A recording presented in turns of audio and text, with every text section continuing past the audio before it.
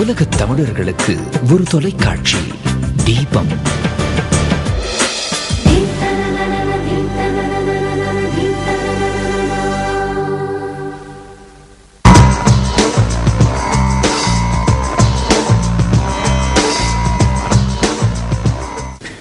வணக்கம். இன்றைய நேரடி சந்திப்பு நிகழ்ச்சியிலே இங்கே பிரான்ஸ் தமிழர் மனித உரிமைகள் மையத்தைச் சேர்ந்த பொதுச் செயலாளர் சனாபினா கிருபாகரன் நிலைய கழகத்திற்கு வந்திருக்கின்றார். அவரோடு சர்வதேச ரீதியாக தமிழர்கள் எதிர்நோக்குகின்ற பிரச்சனைகள் மற்றும் மனித உரிமை செயல்பாடுகள், இன்னும் இலங்கையிலே தற்பொழுது போர்க்குற்ற விசாரணைகள் தொடர்பாக பலதரப்பட்ட விமர்சனங்கள் முன்வைக்கப்படுகின்றன. அவை தொடர்பாகவும் நாம் பேசுவோம். வணக்கம் கிருபாகரன்.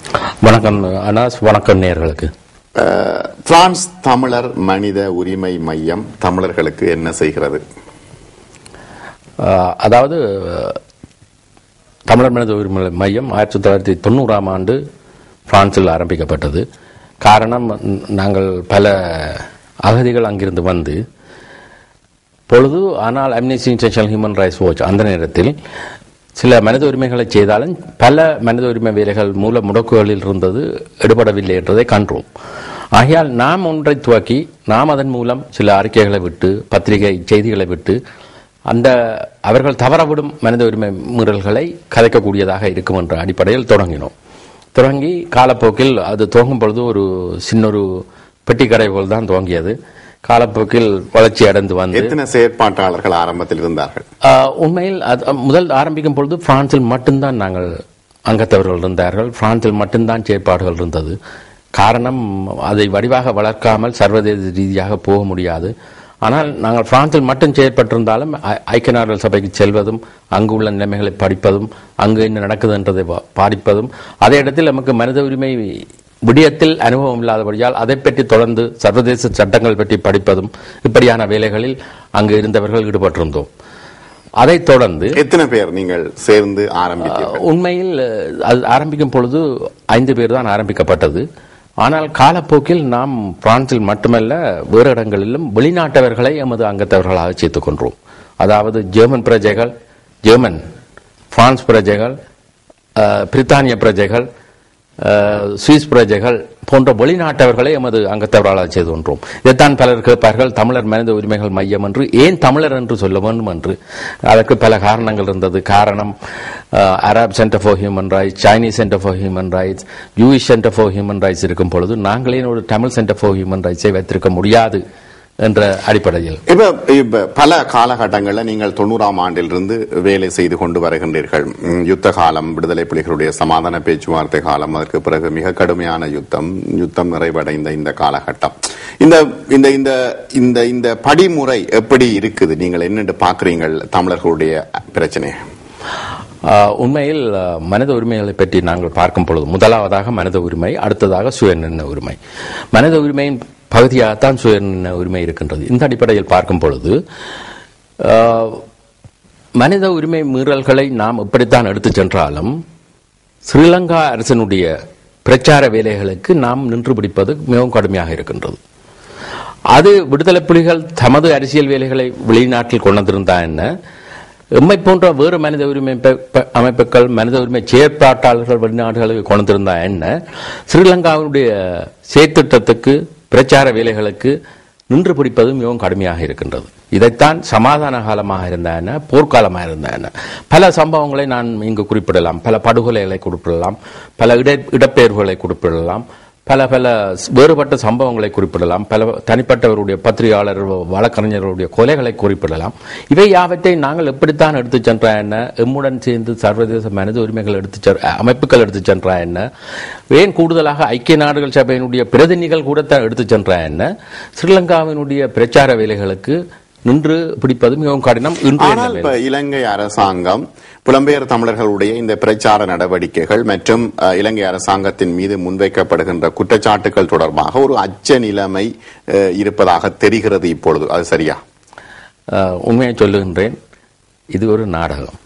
காரணம், அவர்களுக்கு பயங்கரவாதம் என்று சொல்லி சர்வதேச நாடுகளுடைய ஆதரவை தேடிவிட்டார்கள் முன்பு. இப்பொழுது அந்த சர்வதேச நாடுகளே இவர்கள் இந்த அரசியல் உரிமைகளை முன்வைக்கவில்லை, போர்க்குற்ற விசாரணைகளை நடத்தவில்லை என்ற அடிப்படையில் இவர்களை ஸ்ரீலங்கா அரசை சர்வதேச நாடுகள் அலட்சியம் செய்கின்றது. அதற்காக இவர்கள் என்னத்தை முன்வைக்கின்றார்கள் என்றால், சர்வதேச நாடுகளுடைய ஆதரவை தேடுவதற்காக இந்த புலம்பெயர் வாழ் தமிழ் மக்கள் பெரிய குழப்படிகாரராக இருக்குது, பெரிய தொல்லைகளாக இருக்கின்றது. நான் ஒரு சிறு உதாரணமாக சொல்லுகின்றேன். முள்ளிவாய்க்காலின் பின்னர் ரெண்டு விடயத்தையும் எடுத்து பாருங்கள். ஸ்ரீலங்கா அரசினுடைய விடயத்தையும் எடுத்து பாருங்கள், புலம்பெயர் வாழ் தமிழ் மக்களுடைய செயற்பாட்டையும் எடுத்து பாருங்கள். புலம்பெயர் வாழ் தமிழ் மக்களுடைய செயற்பாட்டை எடுத்து பார்த்தீர்களானால் விடுதலை புலிகள் பல பிரிவுகளாக பிரிந்து விட்டது. அடுத்தபடியாக நீங்கள் பார்க்கலாம், 2 விளையாட்டுப் போட்டிகள், 2 மாவீரர் தினங்கள், இன்னும் 2 தேர்தல்கள், இப்படியாக புலம்பெயர் வாழ் தமிழ் மக்களுடைய செயற்பாடுகள் இருக்கின்றது. இது ஸ்ரீலங்கா அரசுக்கு ஒரு கஷ்டமான நிலைமையா என்று நான் கேட்கின்றேன். அதை எடுத்து ஸ்ரீலங்காவினுடைய நிலைமைகளை நாங்கள் எடுத்து பார்க்க வேண்டும். சர்வதேச ரீதியாக இவ்வளவு விஷயத்தையும் வெற்றியாக ஒப்பேற்றியவர்கள் ஸ்ரீலங்கா அரசு. இந்த நான் சொன்ன இதை விட வடக்கு கிழக்கு சிங்களமயப்படுத்தல், பௌத்தமயப்படுத்தல், இத்துடன் அங்கு ஒருங்காக பாடப்பட்ட தேசிய கீதத்தை கூட தனிச்சிங்கள ஆக வந்திருக்கிறது. இப்படி பல விஷயங்களை நாம் கூறலாம். ஆகையால் இப்படியான நிலைமைகளை நாம் பார்க்கும் பொழுது ஒன்றை மாற்றம் புரிந்து கொள்ளலாம். இது ஸ்ரீலங்கா அரசால் சோடிக்கப்பட்ட நாடகமே ஒழிய அங்கு யதார்த்த ரீதியாக ஒன்றுமில்லை. காரணம், எமது வேலை திட்டங்கள் வளமையாக போகின்றது, சாத்தியமாக போகின்றது. நாம் ஏழுமானதை செய்து கொண்டிருக்கின்றோம் புலம்பெயர் வாழ் மக்கள். ஆனால் ஸ்ரீலங்காவினுடைய வேலை திட்டத்துக்கு நின்று பிடிக்க முடியாமல் இருக்கின்றோம். ஆனால் ஸ்ரீலங்கா அரசு இந்த சர்வதேச அரசுகளினுடைய கவருவதற்காக இப்படியான விஷயங்களை முன்வைக்கின்றது. மனித உரிமை செயற்பாட்டாளர் சாவி கிருபாகரன் எங்களோடு இருக்கின்றார். அவரோடு நீங்களும் உங்களுடைய கருத்துக்களை கேட்கலாம், உரையாடலாம், இப்பொழுது இருந்தே வரலாம். அதோடு இப்ப இந்த சூழ்நிலையில் இங்கு உள்ள தமிழர் அமைப்புகளோடு உங்களுடைய உறவு எப்படி இருக்கிறது? மனித உரிமை செயல்பாட்டகத்தினுடைய உறவு எப்படி இருக்கிறது? நான் இன்று மட்டுமல்ல, 1990ஆம் ஆண்டிலிருந்து தொடங்க வேண்டிய அவசியம் இருக்கின்றது. நாங்கள் தமிழக விடுதலை புலிகளுடன் நன்றாக சேர்ந்து வேலை செய்வார்கள். காரணம், நாம் ஒரு நான் ஏற்கனவே சொன்னேன், பெட்டிக்கடையாக நமது வேலைகளை ஆரம்பிக்கும் பொழுது அங்கு நிலத்தில் விடுதலை புலிகள் அங்கு ஒரு கட்டுப்பாட்டை வைத்திருக்கின்றார்கள், அங்கு அவர்களுடைய நிர்வாகம் இருக்கின்றது. இந்த நிலைமையில் எமக்கு தொடர்பாளர்கள் அங்கு இருக்கின்றார்கள். அவர்கள் எமக்கு தகவலை அனுப்புவது யாவும் விடுதலை புலிகளுடன் சேர்ந்து நாங்கள் பல விஷயங்களை ஒத்துப்போகாவிட்டால் கஷ்டமாக இருக்கும். ஆகவே புலிகளோடு சேர்ந்து நீங்கள் வேலை செய்தீர்கள்? புலிகள் இப்ப ரெட் கிராஸ், ICRC, UNHCR போல எமது விடுதலை புலிகளுடன் நமக்கு தொடர்புகள் இருந்தது, இப்பொழுதும் இருக்கிறது. அதில் எந்த தவறும் இல்லை. காரணம், ஸ்ரீலங்கா அரசுடன் நான் கண்டு கதைக்கின்றோம், பேச்சுவார்த்தை நடத்துகின்றோம். ஏன் அவரை விட்டால் என்ன, இவரை விட்டால் என்ற கதைகளும் ஐக்கிய நாடுகள் சபையில் தினமும் காய்ச்சி கொண்டிருக்கிறோம். வணக்கம் ரூபன். வணக்கம் ரூபன். ஹலோ வணக்கம். பேசுங்க. ஹலோ வணக்கம். வணக்கம் ரூபன், பேசுங்க. இவர் என்னென்றால் பழசத்தான் சொல்லி கொண்டிருக்கிறார். இப்ப என்ன செய்யணும்? இப்ப நடந்த மனித உரிமை மீறலுக்கெல்லாம் என்ன நடவடிக்கை எடுத்திருக்கணும்? வேற என்ன மாதிரி ஆக்களை இங்க புதுசா இணைச்சு கொள்றதுக்கு என்ன செய்யணும்ன்றதை பற்றி விரிவா சொன்னாருன்னா இன்னும் கொஞ்சம் விவசாயங்களை விரிவுபடுத்திக் கொள்ளலாம். அதான் அதை பற்றி சொல்லுவார். மிக நன்றி ரூபன், சொல்லுங்க. அவருடைய கேள்விக்கு பதிலை சொல்லிட்டு சொல்லுகின்றேன். இப்பொழுது யாரை இணைத்துக் கொள்கின்றோம் என்ற நல்ல அழகான கேள்வியை கேட்டுக்கொண்டார். இப்பொழுது யாரையும் இணைத்துக் கொள்ளவில்லை. காரணம், நான் ஏற்கனவே பதில் சொல்லிவிட்டேன். பல குரூப்புகள், பல சங்கங்கள், பல இனம் தெரியாதவர்கள் வந்திருக்கின்றார்கள். நன்றாக தெரிந்த புதினம் என்னவென்றால், ஸ்ரீலங்கா அரசுடன் பலர் இணைந்து வேலை செய்கின்றார்கள். இதை விட வேறு புலனாய்வு பிரிவுகளுடனும் வேலை செய்கின்றார்கள். ஆகையால் தமிழ் அமைப்புகளில் உள்ளோர் தமிழ் அமைப்புகளை நான் அடித்து சொல்ல வரவில்லை, அமைப்புகளில் உள்ளோர். இந்த அடிப்படையில் நாம் இனம் தெரியாத புது நபர்கள் யாரையும் சேர்க்கவும் இல்லை, அவர்களுடன் சேர்ந்து வேலை செய்யவும் மாட்டோம். வெளிப்படையாக சொல்லுகின்றேன். அடுத்தபடியாக என்னத்தை செய்கின்றோம்? நிச்சயமாக சொல்ல மாட்டேன். காரணம், எமது நிலைமை, எமது வாழ்வு அப்படியாக போய்கொண்டிருக்கின்றது. இன்று போர்க்குற்ற விசாரணைகளை பற்றிய பல அமைப்புகள் வேலை செய்கின்றது.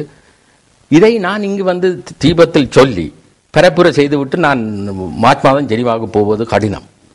ஆகையால் நாம் என்னத்தை செய்கின்றோம் என்று மற்றவர்களுக்கு சொல்லி, எம்மை பொறுத்தவரையில் சொல் முன் செயல், நாம் செய்து போட்டுத்தான் நான் இதன்னுவோம்.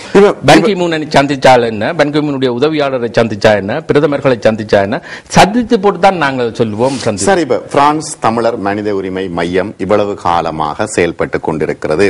இதனால் இதுவரையில் தமிழர்களுக்கு நேர்ந்த பிரயோசனம் என்ன என்ற கேள்விக்கு என்ன பதில்? அருமையான கேள்வி. இன்று 20 வருடமாக எந்த சங்கம் ஆக இருந்த என்ன, விடுதலை புலிகள் உட்பட தொடர்ந்து முள்ளிவாய்க்காலுக்கு பிறகு இயங்கும் ஒரே ஒரு அமைப்பு தமிழர் மனித உரிமைகள் மையம். இதை யாரும் மறக்க முடியாது. காரணம், எமது வேலை திட்டங்கள் சர்வதேச ரீதியாக சர்வதேச அரசாங்கங்களுடன் சர்வதேச அமைப்பு, நம்முடைய இணையதளத்தை நீங்கள் பார்த்தால் என்ன செய்கின்றோம், என்னத்தை செய்தோம் என்பதை நீங்கள் பார்க்கலாம். இதனால் மக்களுக்கு எப்படி வந்தது என்றால், நிச்சயமாக சொல்வேன், நாம் செய்துதான் அது நடந்தது என்று நான் கூறுவேன் இருந்தால் அது நியாயமற்ற வேலை. காரணம், மனித உரிமை விடயத்தில் அம்னஸ்டி இன்டர்நேஷனல் வேலை செய்கின்றது, ஹியூமன் ரைட்ஸ் வேலை செய்கின்றது, ஐக்கிய நாடுகள் சபையினுடைய பிரதிநிதிகள் வேலை செய்கின்றார்கள், இன்னும் பல அமைப்புகள் வேலை செய்கின்றது, எத்தனையோ சிங்கள மனித உரிமையாளர்கள் வேலை செய்கின்றார்கள். இந்த நிலைமையில் தமிழர் மனித உரிமைகள் மட்டும்தான் செய்து இது ஒரு நன்மையை கொண்டது என்று நான் இங்கு சொல்லுவேன் இருந்தால் அதை போல ஒரு அடாத்தான வேலை இல்லை. இலங்கேஷ், வணக்கம். லிங்கேஷ், வணக்கம். நான் பிரான்ஸ் லிங்கேஷ் கேட்கிறேன். பேசுங்க லிங்கேஷ். அந்த முதல் கேட்ட கேள்விக்கு நல்ல ஒரு பதில் இந்த அண்ணா சொன்னார். உண்மையா கேட்க சந்தோஷமா இருக்கு. இப்படியான ஒரு நல்ல சேவையில ரெண்டு பேர் என்றால் உண்மையா நாங்கள் தமிழ் மக்களாகிய நாங்கள் உண்மையா வரவேற்கக்கூடிய ஒரு நல்ல விஷயம். நல்வாழ்த்துக்களை. நன்றி நன்றி நன்றி. சரி, அப்போ இப்ப ஆனால் இப்ப தமிழர் பிரான்ஸ் தமிழர் மனித உரிமை மையம் உங்களை மையப்படுத்தி மட்டும் இயங்குகிறதா? நிச்சயமாக இல்லை. காரணம், நான் ஏற்கனவே சொன்னது போல இவர்களுக்கு பலரை தெரியாது. இவர்களுக்கு தெரிந்தது கிருபாகரனை. காரணம் கிருபாகரன் தான் ஜீவத்திலும் பெறுவார், வேற வேற ஊடகங்களிலும் பெறுவார். ஏனென்றால் நல்ல அழகான தமிழ் பேசுவார், அதே இடத்தில் ஆங்கிலத்தையும் பேசுவார், பிரெஞ்சையும் பேசுவார். ஆகையால் தமிழ் விடயங்களில் இங்கு முன்னுக்கு வரக்கூடியவர். உதாரணத்துக்கு ஒன்றை சொல்லுகின்றேன். 4-5 வருடத்துக்கு முதல் அப்பொழுது வேறு ஒரு தொலைக்காட்சியில் என்னோருடைய நண்பர் ஒருவர் எம்முடன் வேலை செய்வரை அழைத்துக் கொண்டு சென்றிருந்தேன் தொலைக்காட்சிக்கு. அவர்கள் தொலைக்காட்சியில் நேரடி, இப்பொழுது நடப்பது போல நேரடி, அது முடிந்த பின்னர் அவர்கள் சொன்னார்கள், இனிமேல் இப்படியானவர்களை கூட்டியராதீர்கள். ஏனென்றால் அவர் அந்த தொலைக்காட்சியில் கொஞ்சம் நடக்க துவங்கிவிட்டார். வந்த கேள்விகளுக்கு சரியாக பதில். ஆகவே வெளியில பார்க்கிற முகம் உங்களுடைய முகமாக இருக்குது, ஆனால் நிறைய என்று நான் சொல்ல மாட்டேன். வேலை செய்கின்றார்கள், உருப்படியாக வேலை செய்யக்கூடியவர்கள் பலர் இருக்கின்றார்கள். வெளிநாட்டவர்கள் இருக்கின்றார்கள், தமிழர்கள் இருக்கின்றார்கள். இதே இடத்தில் இப்படியான ஒரு கேள்வி வந்தபடியால் ஒன்றை விசேடமாக சொல்ல வேண்டும். 90ஆம் ஆண்டு அமைப்பு ஆரம்பிக்கப்பட்ட பொழுது பிரான்சில் நாம் பல பல்கலைக்கழகத்தில் படித்த பிரான்சில் உள்ள மாணவர்களை எடுத்தோம். ஆனால் அவர்கள் யாவரும் சில நபர்களால் துரத்தப்பட்டார். தமிழ் மாணவர்கள். காரணம், இரவு வேளைகளில் நான் மனித உரிமை வேலைகளை பார்த்துவிட்டு வேலைக்கு நான் அவ்வேளையில் பகுதி நேரமாக வேலை செய்து கொண்டிருந்த காரணத்தினால் வேலை செய்வதற்காக வேலைக்கு வீட்டை போயிடுவேன். ஆனால் அவர்கள் அங்கிருந்து வேலை செய்வதை குழப்பி அவர்களை வீட்டை கலைத்தவர்களும் பலர். யார் குழப்பினவர்கள்? எம்முடன் வேலை செய்த பலர். காரணம், அவர்களுக்கு பிடிக்கவில்லை. இப்படி புது ஆக்கள் இதுகளுக்கு நீக்கப்படாது. இவ்வாறான குழப்பங்கள் ஏன் மனித உரிமை செயற்பாடுகளுக்குள்ள வருகிறது? என்ன காரணம்? அருமையான கேள்வி. தமிழருடைய அடையாளத்தில் இவையும் ஒன்று. தமிழருடன் வேலை செய்யும் பொழுது இப்படியானவற்றை நாங்கள் எதிர்பார்க்க வேண்டும். பிரச்சனை இல்லாமல் வேலை செய்ய வருவோமான இருந்தால் நிச்சயமாக அது வேறு ஒரு அமைப்பைத்தான் நாங்கள் தேட வேண்டும். வெளிநாட்டவருடன் வேலை செய்யும் போது இப்படியான பொழுது கதைக்க விரும்புகின்றேன். 2012ஆம் ஆண்டில் தன்னும் நான் உங்களுக்கு காரணங்களை சொல்லியிருந்தேன். நாம் என்னத்தை காண்றோம்? கடைசியாக முள்ளிவாய்க்காலின் பின்னர் என்னத்தை காண்றோம்? முள்ளிவாய்க்காலின் பின்னர் தமிழர் கூட்டமைப்பு 2ஆக உடைக்கப்பட்டுள்ளது. 2 தேர்தல் வெளிநாட்டில். விடுதலை புலிகள் 4-5 பிரிவாக இருக்கின்றார்கள். சங்கங்கள் பல, 2 விளையாட்டுப் போட்டிகள், 2 மாவீரர் தினங்கள். இதுகள் எல்லாம் எப்படி வந்தது என்றால் தமிழருடைய மீது ஒற்றுமை இல்லை, எரிச்சல், பொறாமை, கீரைக்கடைக்கும் எதிர்கடை போட ஒன்று. இதனால் தான் இவை ஏற்பட்டது. ஆகையால் நான் என்ன சொல்லுகின்றேன் என்றால், நீங்கள் சொன்னது போல தொடர்ந்து இப்படி இருக்க வேண்டாம். எனக்கு பிடிக்கவில்லை, நான் ஒதுங்குகிறேன், இல்லையே அமைதியாக இருக்கின்றேன். அனாச புரோகிராம் செய்கிறார், அனாசை பற்றி குறை சொல்லுவதுதான் எனது தொழிலாக இருந்தால் அது உண்மையில் ஒரு தமிழ் தேசியமும் அல்ல, தமிழருக்கு உருப்படியான வேலை செய்வதும். 2012 இப்படியான ஒரு முடிவை யாவரும் எடுக்க வேண்டும். போல், வணக்கம் போல். வணக்கம். பேசுங்க. என்னண்ணா நீங்க பேசுற பேச்சுகள் எல்லாம்? ஹலோ, பேசுங்க போல், கேள்வியை கேளுங்க. கேள்வி நாங்க உங்கள்கிட்ட கேட்கிறோம். சொல்லுங்க. ஹலோ, பேசுங்க போல். சரி, நீங்க நாங்க பாரம் போடுங்க. இல்ல, போல் தயாரா இல்ல, அவரோட தொலைபேசி அழைப்பு துண்டிக்கப்படுது. மன்னிக்கணும். தயவு செய்து தயாராக வந்து கேள்வியை திரு கிருபாகரனிடம் கேட்கலாம் நீங்கள். சரி, இப்பொழுது இப்ப மனித உரிமை செயற்பாட்டாளர்கள் மிக முக்கியமான தேவைப்படுகின்ற இந்த காலகட்டத்தில் போர்க்குற்ற விசாரணை தொடர்பாக பல முன்னெடுப்புகள் முன்னெடுக்கப்படுகின்றன இலங்கை அரசாங்கத்தின் மீது. இந்த முன்னெடுப்புகளுக்கு உங்களுடைய பக்க துணை என்ன? அதாவது நாங்கள் பொதுவாக ஒவ்வொரு வருடமும் ஒவ்வொரு மனித உரிமை சபை கூடும் பொழுது ஒரு அறிக்கைகளை வெளியிட்டு அங்கத்தின் நிலைமைகளை கொடுப்பது வழக்கம்.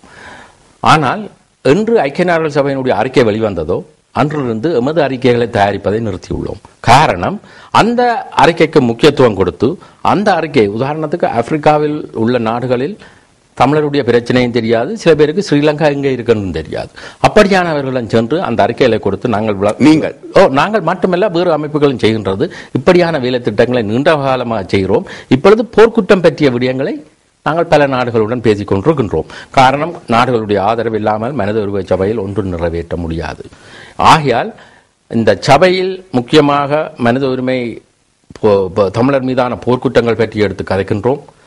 போர்க்குற்றங்களுடன் மட்டுமல்ல, அங்கு ஒரு இன சுத்திகரிப்பு நடக்கின்றது என்பது பற்றியும் கருத்து கொண்டிருக்கின்றோம். காரணம், போர்க்குற்றம் பற்றி கதைக்கும் பொழுது, போர்க்குற்றத்தை செயல் வடிவமாக்கும் பொழுது அங்கு போர்க்குற்றம் புரிந்தவர்கள் தண்டிக்கப்படுவார்களே ஒழிய அதன் மூலம் ஒரு அரசியல் தீர்வு அங்கு வர முடியாது.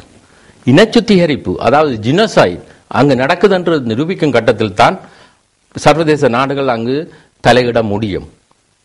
ஒரு அரசியல் தீர்வுக்கு சர்வதேச நாடுகளுடைய உதவிகள் வர முடியும். ஆகையால் இனச்சுத்திகரிப்பு ஒன்று நடைபெறுகிறது என்பதை நாங்கள் நீண்ட காலமாக செய்கின்றோம். இப்பொழுது போர்க்குற்றத்துடன் இணைத்து இதையும் கடுமையாக செய்து கொண்டிருக்கிறோம். ஆனந்தன், வணக்கம். வணக்கம், பேசுங்க. வணக்கம் அனேஷ். வணக்கம் கிருபானா. வணக்கம் கிருபானா.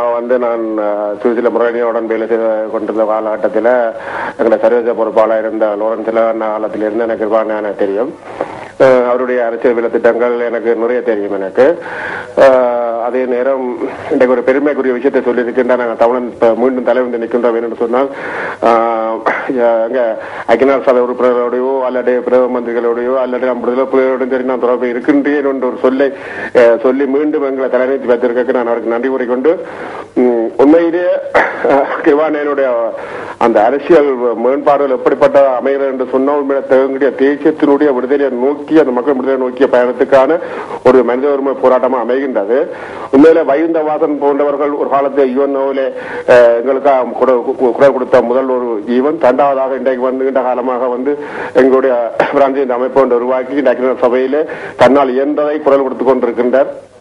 அந்த வகையிலே எங்களுடைய அரசியல் பாதைகள் நீண்டு செல்ல வேண்டும் என்பதற்கான ஒரு வழிகோலாக அதை ஒரு வழிநடத்தி கொண்டு வருகின்ற இந்த காலத்தில் 2012ஆம் ஆண்டு இந்த கிருபானுடைய அந்த மனித உரிமை அமைப்புகள் ஊடாக எங்களுடைய போராட்டம், போர்க்குற்றங்கள் ஸ்ரீலங்கா அரசை மீண்டும் இந்த 12ஆம் ஆண்டு உடைய 2 தலைமுறைகளிலே கொண்டு வரப்படக்கூடிய வேலை திட்டங்களை கிருபான போன்றவர்கள் செய்வார்களாக இருந்தானால் அந்த ஐக்கிய நாடு சபையிலே எங்களுடைய குரல் மீண்டும் மலங்கடிக்கப்படாமல் ஒலிக்கும் என்பதை கூறிக்கொண்டு, அதுக்குரிய வேலை திட்டங்களை இவர்கள் செய்யும் பொழுது மக்களாகிய நாங்கள் பின்னின்று உங்களுக்காக குரல் கொடுப்போம் என்று கூறி விடைபெற நன்றி, வணக்கம்.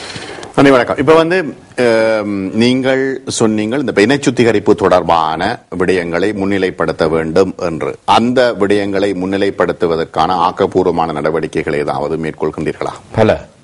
பல நாங்கள் மட்டுமல்ல, அமெரிக்காவில் பல அமைப்புகள் இதை பற்றி வேலை செய்கின்றன. காரணம் சர்வதேச அமைப்புகள் ஸ்ரீலங்காவில் ஒரு ஜினோசைடை தான் இன சுத்திகரிப்பு சொல்வார்கள், ஒன்று நடப்பதாக செய்வதற்கு அவர்கள் இன்னும் முன்வரவில்லை. உதாரணத்துக்கு பெரிய பெரிய அமைப்புகளான அம்னிஸ்டி, ஹியூமன் ரைட்ஸ் வாட்ச், அது ஒரு ஜினோசைடு என்ற பாவத்தை இன்னும் பாவிக்க தொடங்கவில்லை. காரணம், ஒரு இனம் அதனுடைய அடையாளம் தெரியாமல் அழிக்கப்படும் பொழுது, ஒரு அந்த மக்கள் லக்கு வச்சு அழிக்கப்படும் பொழுது, அவர்கள் வாழ்விடங்கள் குண்டு போட்டு அழித்து அவர்கள் இருக்க முடியாமல் செய்து அவர்களுடைய பிரதேசத்திலிருந்து துரத்தப்படும் பொழுது அது ஒரு ஜினோசைட். அதை நாங்கள் சரியான முறையில் எடுத்துச் செல்லும் பொழுதுதான் அது நிரூபிக்கப்படும் கட்டத்தில் தான் அங்கு ஒரு அரசியல் தீர்வுக்கு சர்வதேச நாடுகள் முன்வரும். அதற்காகத்தான் நாம் வேலை செய்கின்றோம். ஒரு ஜனநாயக ரீதியாக தெரிவு செய்யப்பட்ட ஒரு அரசாங்கத்தின் மீது இவ்வாறான குற்றச்சாட்டுகளை முன்வைக்கக்கூடிய சாத்தியப்பாடு உலக அளவில் இருக்குதா? நிச்சயமாக இருக்கு. எங்க இருக்கு? நிச்சயமாக இருக்கின்றது. எப்படி என்றால் பாதுகாப்பு சபையில் இருக்கின்றது, பொதுச்சபையில் இருக்கின்றது, அடுத்தபடியாக மனித உரிமை சபையில் இருக்கின்றது. ஆனால் உங்களுக்கு தெரிய வேண்டும், இந்த 3 அமைப்புகளும் நாடுகளுடைய அங்கத்துவத்தை கொண்டது. அங்கு அரசியல் கலப்பு இருக்கின்றது. பாதுகாப்பு சபைக்கு போனால் ரஷ்யாவும் சைனாவும் ஸ்ரீலங்காவுக்கு வீட்டோ பாய்க்கின்றார்கள், செய்ய மாட்டார். பொதுச்சபைக்கு போனால் அது வாக்கெடுப்பு 193 எத்தனை நாடுகள் நமக்கு ஆதரவு என்பதை பார்க்க வேண்டும். மனித உரிமை சபைக்கு வந்தால் 47 நாடுகள். இதுவரையில் அங்கு ரெசல்யூஷன் ஒன்றும் கொண்டு வரப்படவில்லை. மார்ச் மாதம் வருகிறோம் என்பதை நாங்கள் பொறுத்திருந்து பார்க்க வேண்டும். உங்களுக்கு தெரியும், ரஷ்யா, சைனா, கியூபா அவர்களுடன் சேர்ந்த நாடுகள் மனித உரிமை சபையில் ஸ்ரீலங்காவுக்கு எதிராக எதையும் கொண்டு வருவதை தடுத்து கொண்டு நிற்கின்றார்கள். ஆகையால் ஜனநாயக நாடு என்று அல்ல, எந்த நாடாக இருந்தாலும் மிகவும் மோசமான மனித உரிமை மீறல்களை கொண்டிருந்தால் அந்த நாடு மீது நடவடிக்கை எடுப்பதற்கு உலக சர்வதேச சட்டங்கள் வழிவகுக்கின்றன. அதை சரியான முறையில் மற்ற நாடுகளுடைய ஆதரவுடன் நாம் எடுத்துச் செல்ல வேண்டும். ஆனால் பொதுவாகவே புலம்பெயர் நாடுகளில் ஒரு விடயம் பேசப்படுகிறது, போர்க்குற்றம் தொடர்பாகத்தான் பேசப்படுகிறது. ஆனால் நீங்க அதை மறுதளிக்கிறீர்கள் இல்லையா? போர்க்குற்றத்தை பற்றி மறுதளிக்கிறேன் என்றால் நான் என்ன சொல்லுகின்றேன் என்றால், போர்க்குற்றம் பற்றி நாம் வேலை செய்யும் பொழுது நிச்சயமாக வேலை செய்ய வேண்டும். அங்கு போர்க்குற்றம் புரிந்தவர்களுக்கான தண்டனை தான் வழங்குவதற்கு வழிகள் இருக்கின்றது. ராஜபக்சவா இருந்தான, கோத்தபாயா தனிப்பட்ட ரீதியான தண்டனைகள் வழங்க போர்க்குற்றம் புரிந்தவர்களுக்கு.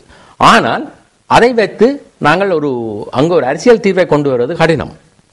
இது பல நாடுகளில் நடைபெற்றிருக்கிறது. சுத்திகரிப்பை கொண்டு வரும் பொழுதுதான் ஜினோசைட் அங்கு சுத்திகரிப்பு ஒன்று நடைபெறுகின்றது என்று நிரூபிக்கும் கட்டத்தில் தான் சர்வதேச சட்டங்கள் வெளிநாடுகளினுடைய ஆதரவை பெற்று அங்கு ஒரு அரசியல் தீர்வுக்கு அல்லது சுயநிர்ணய உரிமை இன்னும் மேலும் கூறுவதானால் ஒரு தமிழீழம்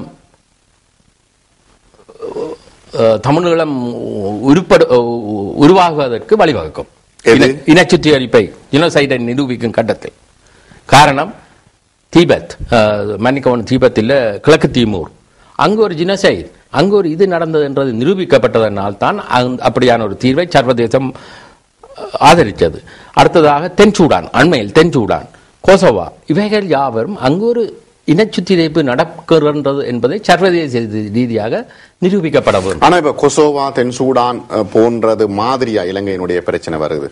காரணம், எங்களுடைய பிரச்சனை நிச்சயமாக அதுபோலான் வருகின்றது. ஆனால் நாடுகளுடைய ஆதரவு நமக்கு இல்லை. அவர்களுக்கு கூடிய நாடுகளுடைய ஆதரவு இருக்கின்றது. தென்சூடானுக்கு பல நாடுகளுடைய ஆதரவு இருக்கின்றது. கொசோவாவுக்கு பல நாடுகளுடைய ஆதரவு இருக்கின்றது. தீபத்துக்கு போர்த்துக்கல் உட்பட, ஆஸ்திரேலியா உட்பட அந்த நாடுகளுடைய ஆதரவு இருந்தது. ஆனால் நமக்கு ஒரு நாடுடைய ஆதரவும் இல்லை. இவ்வாறான சூழ்நிலையில் என்ன செய்யலாம்? அருமையான கேள்வி. இதைத்தான் சொல்லுகின்றேன். நாங்கள் உலகம் சுத்த போய்கொண்டிருந்தாலும் பல நண்பர்கள், என்னுடைய நெருங்கிய நண்பர்கள், என்னுடன் வேலை செய்வர்கள் பலர் கூட சிலர் சம்மதிப்பதில்லை. நான் இதை ஏன் சொல்லுகின்றேன் என்றால், நாம் இந்தியாவின் கதவை தட்ட வேண்டும். காரணம், ஒன்றை சொல்லுகின்றேன். இந்தியாவின் கதம், இந்தியா தான் எல்லாத்தையும் செய்தது என்பதை யாவருக்கும் தெரியும். விடுதலை போராட்டம் இன்று மலங்கடிக்கப்பட்டதற்கு காரணமும் அவர்களுக்கு ஸ்ரீலங்கா அரசாங்கத்துக்கு உதவி செய்ததும் ஸ்ரீ இந்தியா என்பது தெரியும். ஆனால் நான் இது ஏன் சொல்லுகின்றேன் என்றால், உங்களுக்கு நன்றாக தெரியும், அங்கு ஒரு 2 பகுதியில் ஒரு நிர்வாகத்தை அமைத்து ஒரு தமிழீழத்தை உருவாக்கியது தமிழீழ விடுதலை புலிகள். அதனுடைய தலைவர் 2008ஆம் ஆண்டு நவம்பர் மாதம் 27ஆம் தேதி தனது உரையில் இவ்வளவும் தெரிந்து கொண்டு அவர் கூறுகின்றார், இந்தியாவினுடைய நட்பை நாங்கள் மீண்டும் சேர்ப்போம். ஆகையால் இந்த அடிப்படையில் தான் நான் சொல்லுகின்றேன், விடுதலை புலிகள் என்று சொல்பவர்கள் இப்படியான ஒரு நட்பை இந்தியாவுடன் உருப்படுத்த வேண்டும். 3 வருட காலம் வீணாக்கிவிட்டோம். ஒரு நாட்டினுடைய ஆதரவு இல்லாமல் நாங்கள் இப்பொழுது பயணித்துக் கொண்டிருக்கின்றோம். தினமும் எமது இனம் அழிக்கப்பட்டுக் கொண்டிருக்கின்றது. இப்பொழுது இனத்தை காப்பாற்றுவதா அல்லது நாங்கள் எமது பாட்டில் உணர்ச்சி வச ராஜதந்திரம் அல்லது அரசியலை செய்வதா என்ற கேள்வியில் தான் நிற்கின்றது. இல்ல, இந்த உணர்ச்சி வச ராஜதந்திர அரசியல் அது நல்ல ஒரு வார்த்தையா இருக்குது. நீங்கள் எதை குறிப்பிடுகிறீர்கள்? நீங்க கேட்டபடியா விளங்கப்படுத்துகின்றேன். பாருங்கள், எமது சாத்திய போராட்டம் அவ்வளவும் வீணடிக்கப்பட்டு விட்டது. அதைத் தொடர்ந்து ஆயுத போராட்டமும் வந்து, ஆயுத போராட்டம் அங்கு ஒரு ஈழத்தை கொண்டு வந்திருந்தாலும் அதுவும் உடைக்கப்பட்டு விட்டது. சாத்விகமும் மடங்கப்பட்டுவிட்டது, ஆயுத போராட்டம் மழுங்கடிக்கப்பட்டு விட்டது. இப்பொழுது ராஜதந்திர ரீதியான போராட்டம் தான் முடியும். ராஜதந்திர போராட்டம் எப்படியாக முடியும் என்றால் நாம் சரியான முறையில் பயணிக்க வேண்டும். ஆயுத போராட்டத்துக்கு உணர்ச்சி வசம் வேண்டும், உணர்ச்சி இருக்க வேண்டும், சண்டை பிடிக்க வேண்டும், எமது இராணுவத்தை போய் கைப்பற்ற வேண்டும், எமது நிலப்பரப்பை கைப்பற்ற வேண்டும் என்ற உணர்ச்சி வசங்கள் இருக்க வேண்டும். ஆனால் ராஜதந்திர போராட்டத்துக்கு அப்படியான உணர்ச்சி வச அரசியலில் இந்த அங்க ஒரு டூரிஸ்ட் செத்து போனார், அதை தூக்கிப்பிடி ட்ரஃபல்கர் ஸ்கொயர்ல போய் நின்று அந்த டூரிஸ்டுக்காண்டி ஸ்ரீலங்காவுக்கு கரிபூசுவோம் என்பது நடக்க முடியாத விஷயம். ஒன்றை சொல்லுகின்றேன், நாம் சரியான விதத்தில் சிந்தித்து பயணிக்க வேண்டும், அருமையாக போக வேண்டும். இல்ல இந்த அருமை என்றா என்ன? இப்ப நல்லது என்னண்டா சரியான விதத்தில் திட்டம் போட்டு இப்ப இலங்கை அரசாங்கத்தோடு ராஜதந்திர முறைப்படி பேச்சுவார்த்தைகளில் இறங்க வேண்டும் என்று சொல்ல வாரீங்களா? இல்லை. அப்ப ஸ்ரீலங்கா அரசுடன் பேச்சுவார்த்தை நடத்தி கலைத்து போனோம். இப்பொழுது தமிழர் கூட்டமைப்புக்கு நாலா பக்கத்தாலும் அடி விழுகின்றது. தமிழர் கூட்டமைப்பு அவருடன் பேசாவிட்டால் அவர்களுக்கு சர்வதேச நெருக்கடிகள் வரும். அமெரிக்கா கேட்கின்றது, இந்தியா கேட்கின்றது, ஐரோப்பிய யூனியன் அவர்களை ஸ்ரீலங்கா அரசுடன் பேச சொல்லுகின்றது. ஆனால் புலம்பெயர் மக்களாகிய நாம் இன்று வரை இந்தியாவின் கதவை தட்டவில்லை. இதுதான் உண்மை. இந்தியாவின் கதவை நாம் தட்ட வேண்டும். இந்தியாவுக்கு ஒரு கடமை இருக்கின்றது. இந்தியாவின் கடத்தை தட்டுவதற்கு பல காரணங்கள் இருக்கின்றது. சரி, திரு கிருபாகரன் எங்களோடு இருக்கின்றார். மனித உரிமை செயற்பாட்டாளர், பிரான்ஸ் தமிழர் மனித உரிமை மையத்தினுடைய பொதுச் செயலாளர். இப்பொழுது இடைவேளைக்கு பிறகு தொடர்ந்து நாம் பேசுவோம். நீங்களும் அவரோடு உரையாடலாம்.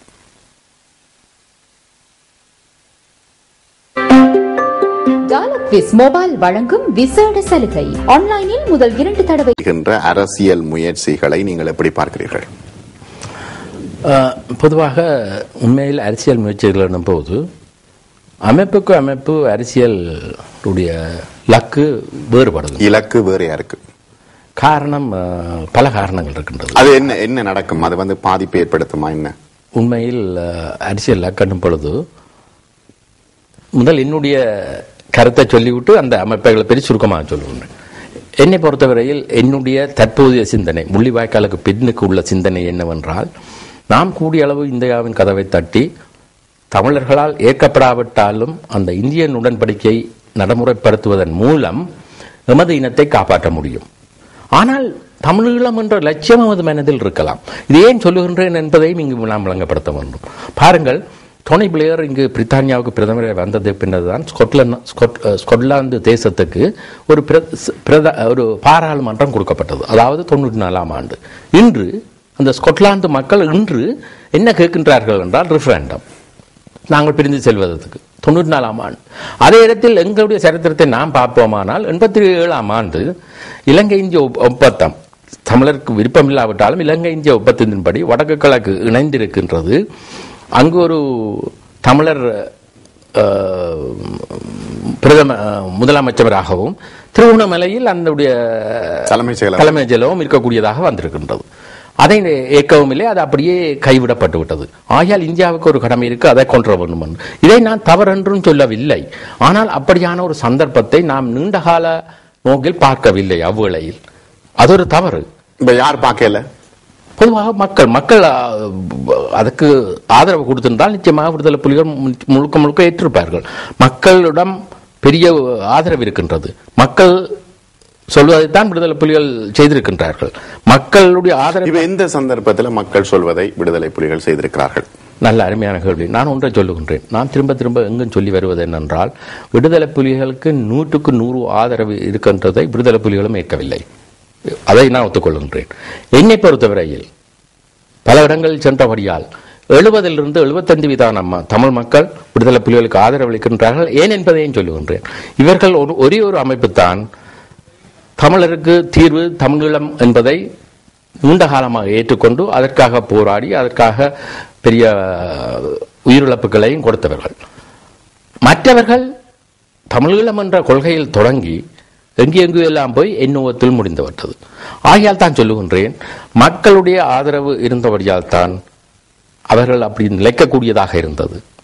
இல்லையேல் வடக்கு கிழக்கில் அப்படியான ஒரு நிர்வாகத்தை அவர்கள் வைத்திருந்திருக்க முடியாது. மக்களுடைய எதிர்ப்பு இருந்திருந்தால் தொடர்ந்தும் இருந்திருக்க முடியாது. குலம், வணக்கம் குலம். லண்டன் தீபம்.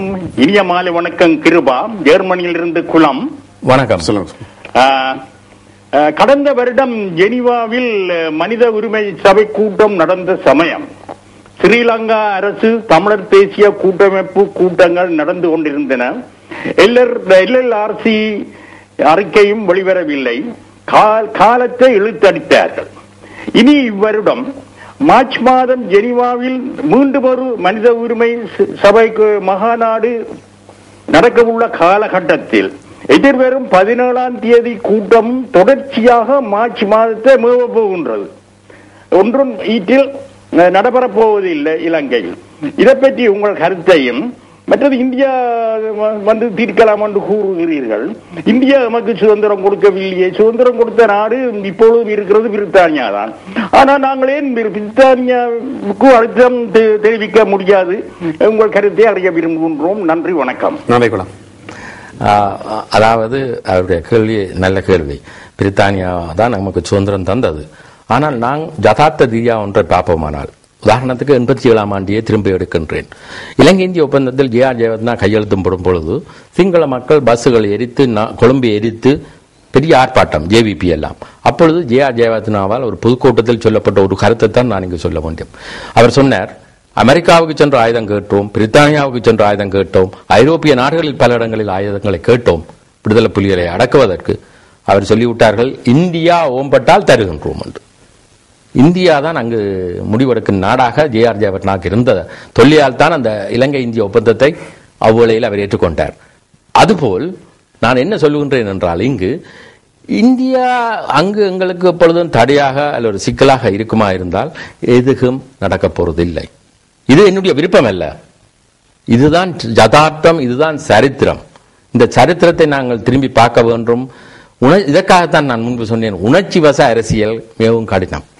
மனோகரன். வணக்கம் மனோகரன். ஹலோ, வணக்கம். வணக்கம் டாக்டர், பேசுறோம்.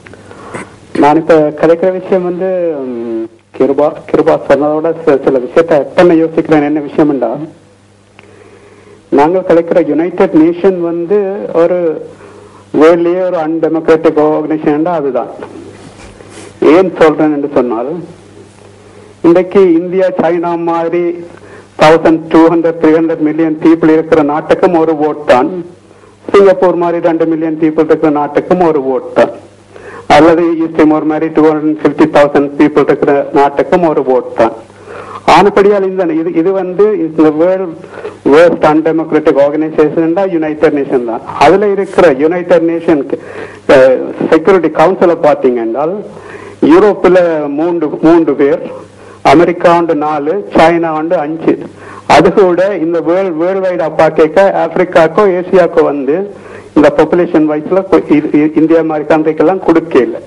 அப்ப இந்த சிச்சுவேஷன்ல வந்து இந்த செக்யூரிட்டி கவுன்சில் தாங்கள் இணைச்சாக்களைத்தான் எந்த நாட்டுல ஜெனசைட் நடக்குதுன்னு சொல்லினமோ அதுதான் சரி, எந்த நாட்டுல நடக்கலைன்னு சொல்லினமோ அதுதான் சரி. அதை நாங்க சரியென்று எடுத்து வரிய கணக்கா 25-30 வருஷம் உண்டு. இன்னைக்கு நாங்கள் 30 வருஷமா செத்து கொண்டே இருக்கிறோம். 4-5 லட்சம் பேர் செத்தாச்சுது. ஆனால் அதை ஒரு கணக்கில் எடுக்க இல்லை. இன்றைக்கு லிபியா மாதிரி இடங்கள்ல, ஈராக் மாதிரி இடங்கள்ல, மற்ற இப்ப கிருபா சொன்ன மற்ற கண்ட்ரி எல்லா இடமும் வந்து யூகோஸ்லோவியா பிரிச்சு 8 நாடாக்கினோம், சோவியத் யூனியன் பிரிச்சு 15 நாடாக்கினோம். அங்கெல்லாம் ஜெனசைடா நடந்தது. ஆனால் இப்படியான ஒரு சிச்சுவேஷன்ல வந்து இந்த வெஸ்டர்ன் வேர்ல்ட் நிற்கிறது. ஈவன் இப்ப கிருபா சொன்ன மாதிரி அமெரிக்கா வந்து இப்ப சைனாவோ ரஷ்யாவோ வந்து அவன் வீட்டோ பவர்ன்றது கூட அங்க ஒரு வலிடு இல்லை. அமெரிக்கா நினைச்சால் அதையும் பைபாஸ் பண்ணி சண்டைக்கு போகலாம். சைனா ரஷ்யா எல்லாம் எதிர்க்கத்தான் ஆப்கானிஸ்தானுக்கு சண்டைக்கு போனது, ஈராக்குக்கு சண்டைக்கு போனது, மற்ற இடங்களுக்கு போனது. ஆனபடியால் இதுல இந்த டொமினன்ட் வந்து அமெரிக்கா தான். அமெரிக்கா சொன்னால் எது நடக்கும் யுனைடெட் நேஷன்ல. இன்றைக்கு அமெரிக்கா தான் டிசைட் பண்ணது UN செக்யூரிட்டி ஜெனரல். அப்ப அப்படியான ஒரு சிச்சுவேஷன்ல எங்களோட பாலிடிக்ஸ் போய் கொண்டிருக்குது. இந்த பாலிடிக்ஸ்ல வந்து நாங்கள் வந்து எங்கட விஷயத்தை முன்னுக்கு கொண்டு போகணும்னு சொன்னால் உண்மையிலேயே எங்கட இது சரியான ஒரு ஜெனசைடல் ஆக்டிவிட்டிஸ் இப்ப இண்டிபெண்டன்ட் டைம்ஸ்ல இருந்து நடக்கின்றதுக்கு எக்கச்சக்கமான மெட்டீரியல்ஸ் இருக்குது. ஆனால் அதை ஒழுங்கா ரிசர்ச் பண்ணி இந்த விஷயத்தை அமெரிக்கா மாதிரி ஆக்களுக்கு ஃபீட் பண்ணி அவைய உண்மையில யுனைடெட் நேஷன்ல எங்களுக்காண்டி கதைக்கிற காலம் வர மட்டும் அங்க ஜெனசைட் இல்லைன்னு தான் சொல்ல போயிடும். ஈவன் இப்ப வந்திருக்கிற யுனைடெட் நேஷன் எங்கட அந்த பேனல் ரிப்போர்ட்ல கூட 3-4 இடத்துல அங்க ஜெனசைட் இல்லாமல் ஜெனசைடுக்கு ஈக்குவலான வேர்ட் போட்டிருக்கணும், எக்ஸ்டெர்மினேஷனோ அப்படியான ஒரு வேர்டோடு. அப்ப இப்படியான விஷயங்கள் அங்க இருக்குது. நாங்கள் இதுல வெளியில வடிவா கொண்டு உண்மையில அந்த சொன்ன மாதிரி வெளிநாட்டுல இந்த டயஸ்பரா என்ன கேம்பெயின் செய்ய வேணும் என்னென்று தமிழத்தை நாங்கள் எடுக்கலாம். அங்க ஒரு ஜெனசைட் நடக்குன்னு சொன்னாத்தான் அதை ஏற்றுக்கொண்டாத்தான் அங்க எங்களுடைய ஆட்களுக்கு இதை பிரிஞ்சு போற ரைட்ஸ் இருக்கின்ற உரிமை இருக்குது. அப்ப அந்த விஷயத்தை அந்த ஜெனசைட் என்ற கேம்பெயினை விட்டுட்டு நாங்கள் அதிலும் பார்க்க சரியான குறைஞ்ச கேம்பெயினுக்கு வரிய கணக்கா இம்பார்ட்டன்ஸ் கொடுத்து அதுல போய் கொண்டிருக்கிறோம் என்று தான் நான் நினைக்கிறேன். அப்ப அப்படியான ஒரு சிச்சுவேஷன்ல தான் இந்த இன்றைக்கு எங்களோட விஷயங்கள் நடக்குது. அதோட நான் நினைக்கிறேன் இப்ப இந்த இதுல ஒரு கடைசியா நீங்க கதைச்ச ஒரு பாயிண்ட்ல நான் அதுல கொஞ்சம் வித்தியாசப்படுறேன் என்னன்னு சொன்னால், மக்கள் சொன்னதைத்தான் விடுதலை புலிகள் செய்திச்சணும் என்று சொல்லி அதுல அப்படி இருந்திருந்தால் விஷயம் வேற மாதிரி போயிருந்திருக்கும். ஆனால் நான் அதுல அதுக்கு ஆப்போசிட்டை தான் பாக்குறேன். புலிகள் சொன்னதான் மக்கள் கேட்க வேண்டிய நிலை இருந்தது, அதால எங்கேயோ போயிட்டு இருந்தோம். அல்லது இந்த மக்கள் இவ்வளவு பேரும் புலிகளுக்கு பிறத்தால் அப்படியே முள்ளிவாய்க்கால் மட்டும் போயிருக்க இயலாது. அப்ப இந்த ப்ராப்ளம் நான் இதுல கலைச்சல் சொன்னால் அது வேற எங்கேயும் போயிடும். ஆனபடியால் நான் இதோட நிப்பாட்டேன். தேங்க்யூ. நன்றி உங்களுக்கு. நன்றி. இப்ப சர்வதேச ரீதியாக டாக்டர் மனோகரன் சொன்னது போல அமெரிக்காவினுடைய முக்கியத்துவம், அமெரிக்காவினுடைய சாத்தியப்பாடுகள் தொடர்பாகத்தான் உலகத்தினுடைய ஒழுங்கு இப்பொழுது இயங்கிக் கொண்டிருக்கிறது. இந்த சூழ்நிலையில் இப்ப இந்தியாவினுடைய அழுத்தம் இந்த அரசியல் காலகட்டத்தில் எவ்வாறு இலங்கை மீது முன்வைக்கப்படக்கூடிய சாத்தியக்கூறு இருக்கு? இப்ப 83ஆம் ஆண்டு இந்திரா காந்தி மனது பிளேன்ல கொண்டு வந்து சாப்பாடு போட்டது, அதுக்கெல்லாம் அப்பால இந்த காலத்துல எப்படி இந்தியாவினுடைய பார்வை இலங்கை மீது இருக்கிறது? அதாவது தற்பொழுது உள்ள ஆசிய நாடுகளுடைய முக்கிய நாடுகளுடைய பல பணம் ராணுவம் ரீதியாக உள்ள முக்கிய நாடுகள் என்று சொன்னால் சீனா, ஈரான், இந்தியா, ஜப்பான், இத்துடன் பாகிஸ்தானையும் இணைத்துக் கொள்ளலாம். இதுக்குள் இந்த 5 நாட்டுகள் ஜப்பானுக்கும் தொடர்பு இருக்கின்றது. ஆனால் ஜப்பான் ஸ்ரீலங்கா விடயத்தில் அடக்கி வாசிக்கின்றது. ஆனால் இந்த 5 நாடுகளுக்கு இந்தியா ஒன்றுக்குத்தான் அமெரிக்காவுடன் நெருங்கிய தொடர்பு தற்பொழுது உண்டு. இதை நாங்கள் மறந்துவிடக்கூடாது. மற்ற சகல நாடுகளும் ஜப்பான் இந்த 3 நாடு ஈரான், பாகிஸ்தான், சைனா, இந்த 3 நாடுகளும் அமெரிக்காவுக்கு எதிரான நாடுகள். வியாபாரங்கள் இதுகள் எல்லாம் நடக்கலாம். இந்தியாவுடனான அணுகுமுறை இந்த புலம்பெயர் தமிழர் அமைப்புகள் மற்றும் அரசியல் செயற்பாட்டாளர்கள், மனித உரிமை செயற்பாட்டாளர்கள் தமிழர்கள் ரீதியாக எவ்வாறு முன்னெடுக்கிறார்கள்? இந்தியாவோட எப்படி தொடர்பு இருக்கு? நீங்க என்ன செய்றீங்க? நல்ல விஷயம். கடந்த ஆண்டு டிசம்பர் 10ஆம் தேதி மன்மோகன் சிங்குக்கு நேரடியாக ஒரு மனு அனுப்பினோம். அது பல இடங்களில் வந்தது. அவருடைய தூதுவர ஆலயங்களுக்கு அனுப்பினோம்.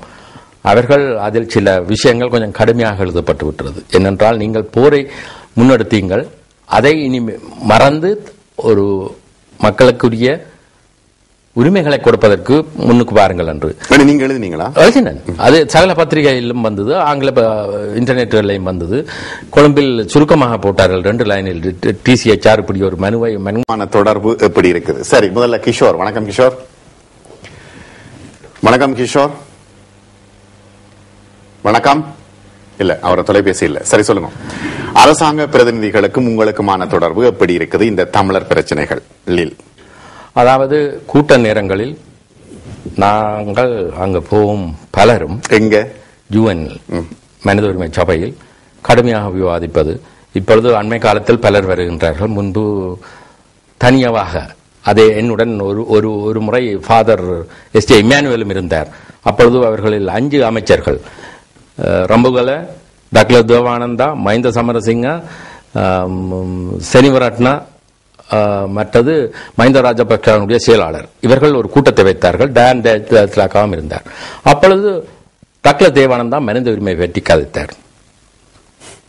நான் சொன்னேன், நீர் இங்கு கொன்று கொண்டு இங்கு என்ன மனித உரிமை கதைக்கிறேன்னு.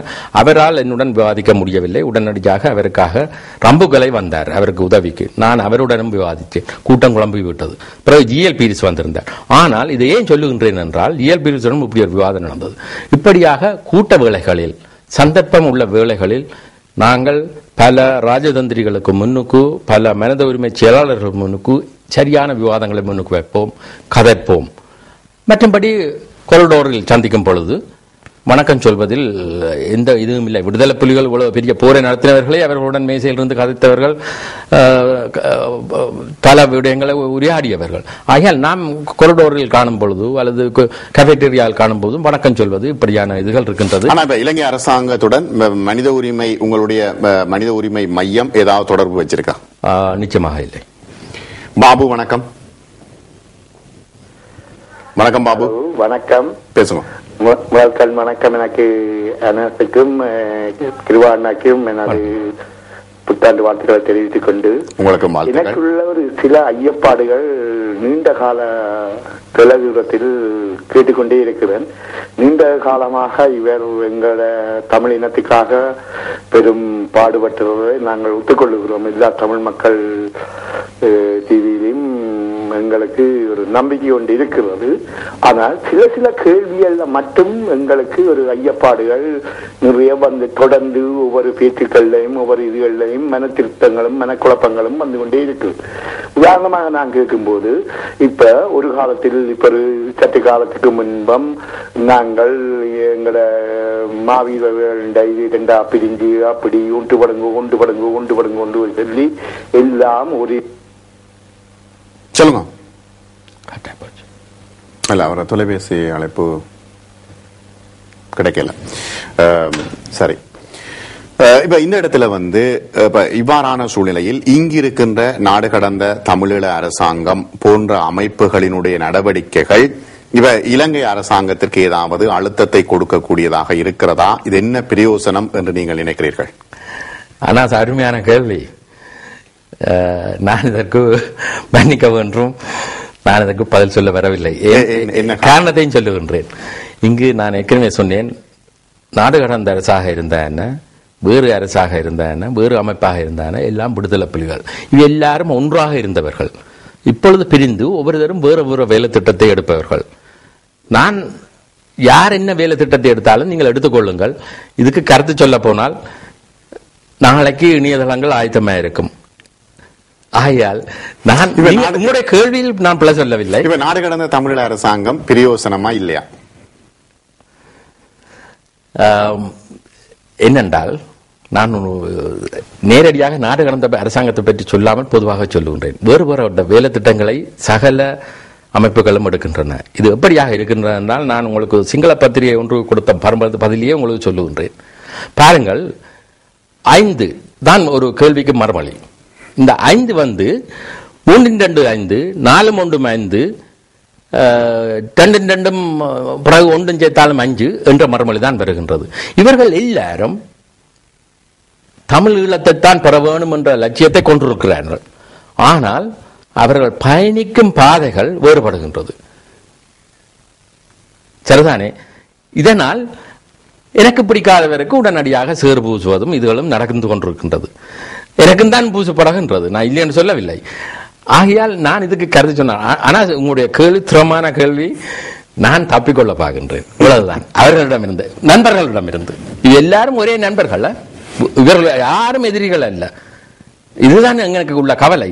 எல்லாரும் ஒரே ஆக்கள். இப்பொழுது பிரிஞ்சு நின்று 2 தேர்தல், 2 மாவீரர், 2 விளையாட்டு. இப்ப வந்து இப்ப அவர்கள் உங்களை எப்படி பார்க்கிறார்கள்? சிலவேளை இவர் ஒரு நல்ல மூலவரித்தியரிடம் போக வேண்டியவர் என்று பார்க்கிறார்களோ எனக்கு தெரியவில்லை. ஏனென்றால் அவர்கள் எல்லாரும் என்னுடைய நண்பர்கள், எல்லாருடன் காணுகின்றேன், கதைக்கின்றேன்.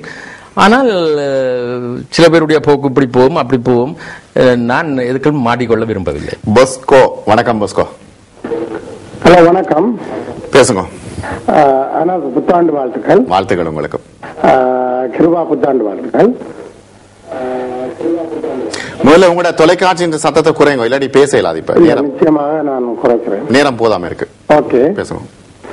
நான் முல்லைத்தீவு மாவட்டத்தை வட்டாப்பளை நந்திக்கடல் ஓரமாக வாழ்ந்த ஒரு மனிதன். நான் எங்கட வீடு அங்கதான். என்னுடைய வீடு வந்து வட்டாப்பளை அம்மன் கோயிலுக்கு அருகாமையில் உள்ள வீடு. எனக்கு இந்த கிருபாவோ அல்லது உங்களுக்கு இதுக்கு முதல் சொன்ன ஆட்கள் கூட முள்ளிவாய்க்காலை பற்றி நன்கு தெரியாதாக்கள் தான் நிறைய பேர் இருக்கிறார்கள்.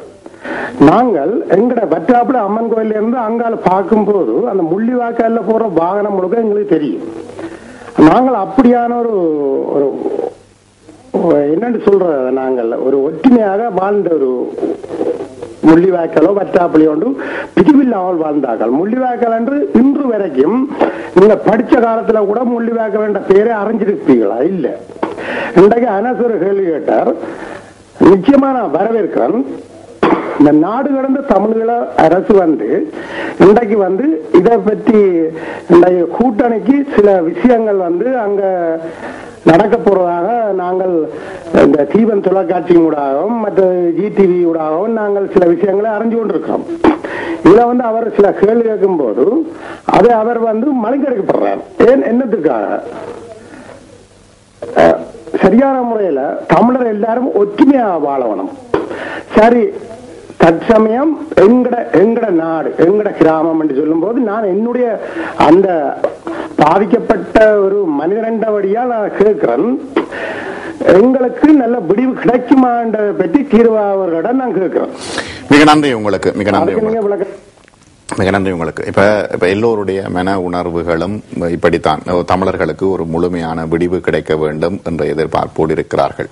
ஆனால் இப்ப நீங்கள் குறிப்பிட்டது போல இவ உணர்ச்சிகரமான அரசியலுக்கு அப்பால ராஜதந்திர ரீதியான அரசியல் நடைமுறைகளை மேற்கொள்ள வேண்டும் என்று நீங்கள் குறிப்பிடுகிறீர்கள். இப்ப ராஜதந்திர ரீதியிலான அரசியல் நடைமுறைகள்ல பிரச்சனைகள் இருக்குதா? நிச்சயமாக பிரச்சனைகள் இருக்கின்றது. காரணம் வந்து பாருங்கள், நாங்கள் ஒன்றை வடு கவனமாக பரிசீலித்து பயணிக்க வேண்டும். இப்போதைய காலம் வந்து ஆயுத போராட்டத்தின் மூலம் ஒரு தமிழீழம் பிறந்திருந்தது. நாங்கள் மறக்க முடியாத முழு பிரதேசமும் அல்ல, அதை நாங்கள் தாக்குப்பிடிக்க இயலாமல் விட்டுவிட்டோம். அது வேறு. இப்பொழுது முழுக்க முழுக்க ராஜதந்திர ரீதியாகத்தான் பயணிக்க முடியும். இந்த நேரத்தில் நாங்கள் உணர்ச்சி வசமான வேலைகளை செய்து பிரயோசனமே இல்லை. வீணாக நான் ஏற்கனவே பட்டியலிட்டு விட்டேன் என்னென்ன உணர்ச்சி வசம். கீரை கடைக்கும் எதிர்கடை போட்டுக் கொண்டிருப்பதால் எந்த விஷயமும் நடக்க போறதில்லை. இன்னும் மக்கள் ஏமாற்றப்படுகின்றார்கள். இங்கு எங்களுக்கு பிரச்சனை. நான் வளமையாக சொல்லும் விஷயத்தை சொல்லுகின்றேன். இங்கு எனக்கு குளிருக்கு நல்ல ஜாக்கெட் இருக்கின்றது, தொப்பிகள் இருக்கின்றது, மஃப்ளர் இருக்கின்றது, கட்டி கொண்டு திரிவோம். வெயில் வந்தவுடன் அரைக்காச்சட்டையும் போட்டுக்கொண்டு திரிவோம். அங்கு உள்ள மக்களை பற்றி சிந்திக்க வேண்டும். அங்குள்ள மக்கள் தினமும் இராணுவ அடக்குமுறையில் பெரும் கஷ்டத்தில் பாலியல் வன்முறை காக்கப்பட்டு பல சிக்கலில் வாழுகின்றார்கள். அந்த மக்களுக்கு ஒரு விடிவு. இன்று எமக்குள்ள கடமை, முதலாவது கடமை எமது இனத்தை காப்பாற்ற வேண்டும். இதற்கு என்ன? ஒற்றுமை தேவை. உங்களுக்கு நன்றாக தெரியும், ஏற்கனவே வந்த நபர் சில தன்னுடைய ஆதங்கத்தை தெரிவித்திருந்தார். பல கட்டுரைகள் எழுதினேன், ஒற்றுமையாக இருப்போம், ஒற்றுமை ஒற்றுமை ஒற்றுமை என்று. கடைசியாக இயலாக போல் இன்னும் ஒன்றை எழுதினேன், வேற்றுமையிலும் ஒற்றுமை காண்போம் என்று. யூனிட்டி வித்தின் டைவர்சிட்டி என்று சொன்னேன். அதுவும் சரி வரவில்லை. கடைசியாக பார்த்தார்கள், இவர் தான் ஒற்றுமையை பற்றி கதைக்கிறவர் என்று எனக்கு சேர் அடிக்க துவங்கி விட்டார்கள். இவரே அமர்த்தி விட்டால் இந்த உதப்பெட்டி கதைக்கிறதுக்கு ஆள் இல்லாமல் இருக்கும் என்று. என்னவோ எனக்கு தெரியும். ஒன்று சொல்லுகின்றேன், நாங்கள் அனாசுடன் நான் ஏன் கோவிக்க வேண்டும்? ரெண்டு பேரும் அரசியல் தானே கதைக்கின்றோம். என்னுடைய தனிப்பட்ட என்னுடைய காணியை பற்றி கதைக்கவில்லையே, என்னுடைய வீட்டு பேங்க் கணக்கை பற்றி கதைக்கவில்லையே. ஆகையால் நாங்கள் பொது விஷயத்தில் ஒற்றுமையா இருக்கலாம் தானே. இது பொது விஷயம் தானே, தனிப்பட்ட விஷயமாக்கப்படாது. தமிழீழ விஷயம், தமிழருடைய அரசியல் விஷயம் யாருடைய தனி சொத்தும் அல்ல, இது பொது சொத்து. இந்த விடயத்தில் நாங்கள் ஒற்றுமைப்பட வேண்டும். இதற்காக இப்படியாக நாங்கள் எல்லாம் பிரிந்து நிற்க வேண்டும். சிங்கள அரசையும் சிங்கள மக்களையும் பாருங்கள். இன்று கூட, நேற்று கூட என்ன LLRC ரிப்போர்ட், அது சரியாம்? ஐக்கிய நாடுகள் சபையினுடைய அறிக்கையை அவர்கள் UNB மறக்குது இவ்வளவு காலத்துக்கு பிறகு. அப்ப எவ்வளவு ஒற்றுமை என்றதை நாங்கள் நன்றி.